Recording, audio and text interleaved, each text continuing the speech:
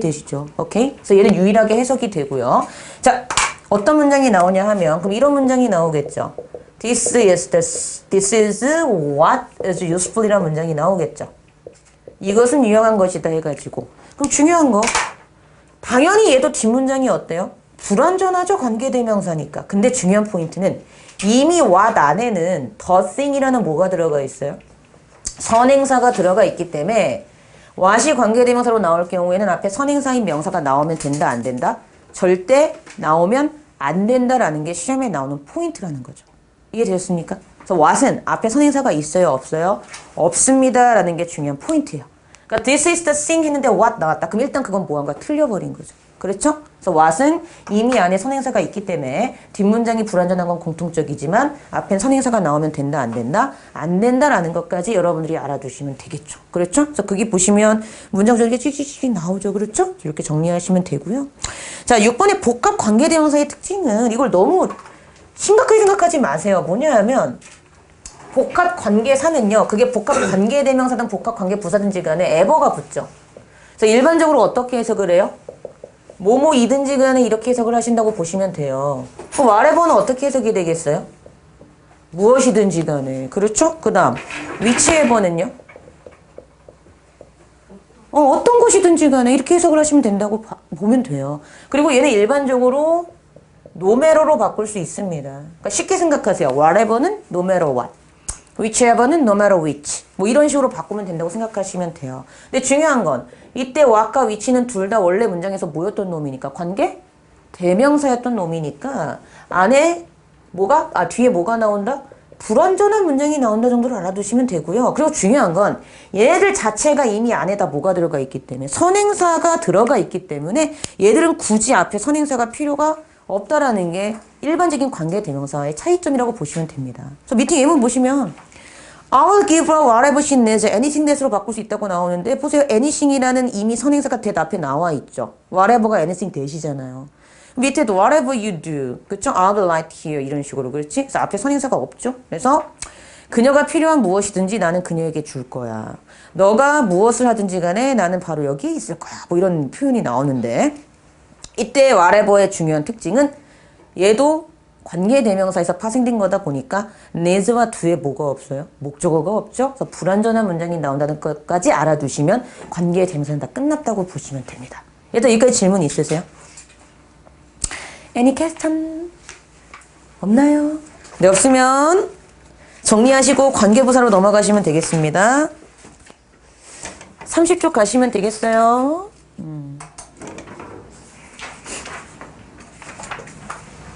저번에 그 화장실 물이 넘쳐갖고 잠깐 끄고 왔더니 그걸 보신 분이 소리가 들린다며. 저 소변 본 거 아니에요, 그거? 아니, 그 무슨 얘기냐면 이게 마이크가 성능이, 요즘 마이크가 되게 성능이 좋아. 그래서 옛날에 한번 나는 아니야? 나는 아니고 옛날에 이제 내가 이제 딴 데서 촬영을 한 적이 있었거든. 다른 사이트 이런 데서. 근데 이제 거기 카메라맨이 나한테 그러시더라고. 가끔 이렇게 민망한 적이 있는 게 원래 화장실 갈 때는 마이크를 끄고 가야 돼요. 근데 이제 카메라맨이 뭐 이렇게 이제 이렇게 1강, 2강, 3강 촬영할 때 이렇게 중간에 틈이 있잖아. 그치? 그때 이렇게 뭔가 이렇게 하고 있으면 어서 이렇게 물이 흐르는 소리가 들린다. 이러면, 이게 뭐지? 근데 그 다음에 이제 물이 촤 하는 소리가 들리죠? 근데 선생님이 행복해 하시면서 들어오는 모습을 보면, 화장실 갔다 오셨구나. 근데 이제 거기서 선생님 화장실 갔다 오셨어. 이러면 또 민망한 상황이 발생하는 거죠? 그래서 요 마이크가 요즘에 워낙 상태가 좋다 보니까 그런 소리로 다 들린다고? 그때 제가 만약에 나중에 복습을 하실 때 이제 동영상을 보시게 될 거 아니겠어요? 그때 물 흐르는 소리가 들린다! 절대 저희 소변 소리가 아니고요.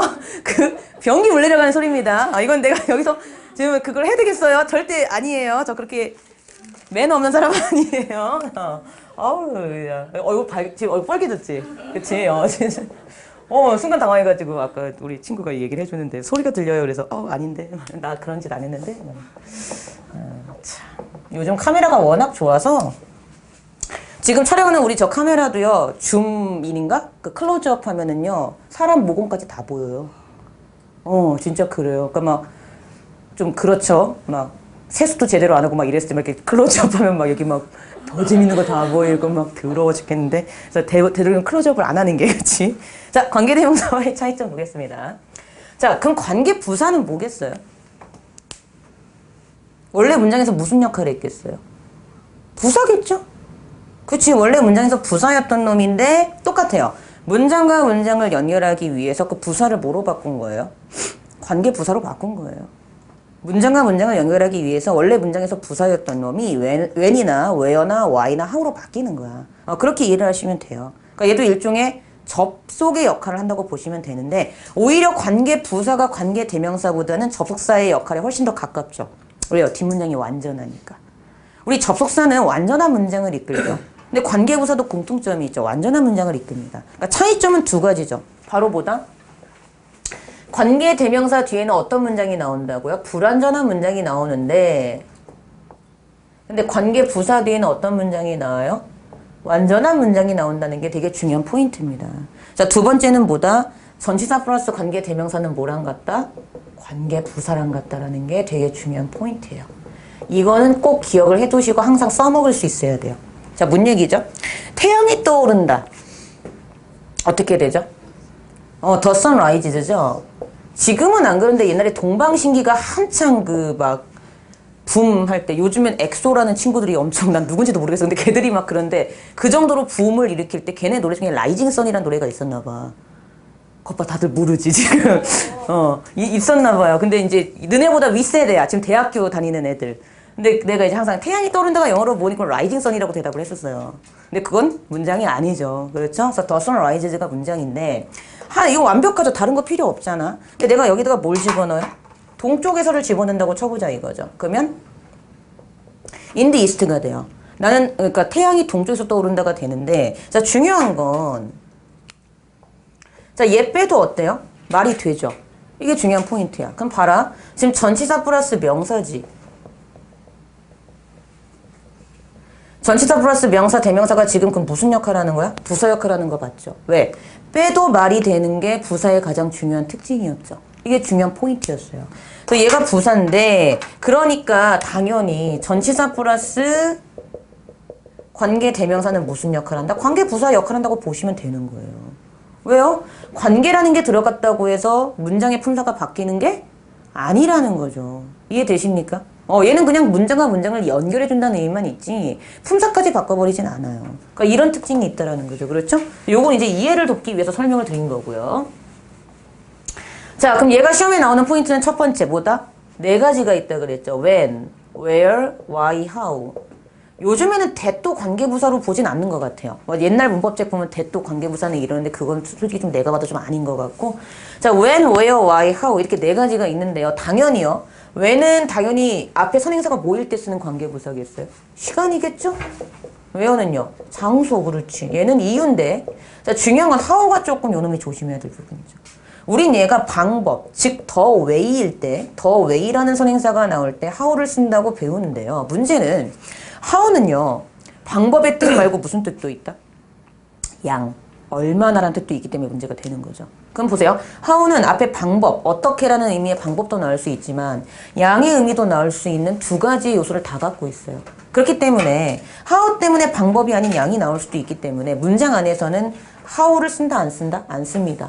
왜요? 양을 나오게 할 수도 있는 위험 요소가 있기 때문에 그렇게 본다는 거죠. 자, 무슨 얘기인가 하면은요. 이건 돼요.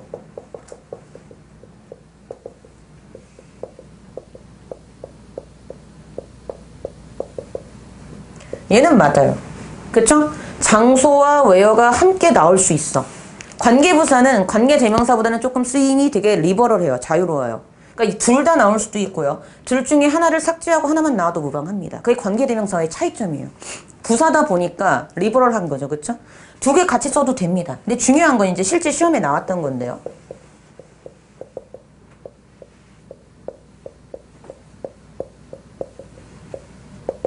이렇게 해놓고요. 정말 시험에서 자, 다음 중 틀린 것을 찾아라 해서 이렇게 해놓고 어디가 틀렸니 찾는 문제였어요. 틀렸죠? 왜요? how의 그치 의미가 두 개가 있다 보니까 the way가 나오는 걸 방해할 수 있기 때문에 물론 how일 땐 the way 방법이 나오는 게 맞지만 실제 문장에 들어갈 때에는 the way와 how를 절대 같이 쓸 수 없다라는 게 시험에 나오는 포인트라는 거죠. 그래서 원래는 어떻게 해줘야 된다? 그럼 원래는 당연히 뭘 없애야 되겠어요? 얘를 없애야 돼요. 원래는 이걸 없애는 게 맞고 그냥 I know the way he solved the problem 해야지 맞는 문장이 돼요. 근데 이게 현대 영어로 오면서 어떻게 바뀐 거야? 둘 중에 하나를 삭제하는 걸로 바뀐 겁니다. 즉 포인트는 둘 다 뭐 해서는 안 되고요. 같이 써서는 절대 안 되고요. 절대로 둘 다는 같이 쓸 수 없고요. 둘 중에 하나만 써야 되는 것으로 문법이 바뀌었다는 거죠. 그렇죠? 그래서 그게 이제 시험에 나오는 첫 번째 포인트인 거죠. 이해되셨어요? 그게 어디 나와요? 2번의 관계부사에 방가로 1번, 방가로 2번, 방가로 3번, 방가로 4번을 보시면 시간, 장소, 이유, 방법에서 쭉 나와요.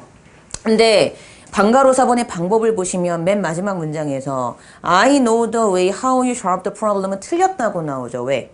The way와 how는 절대 같이 쓸 수 없기 때문이다 라고 나오고 있다는 거죠. 그렇죠? 이거 알아두시면 되고요.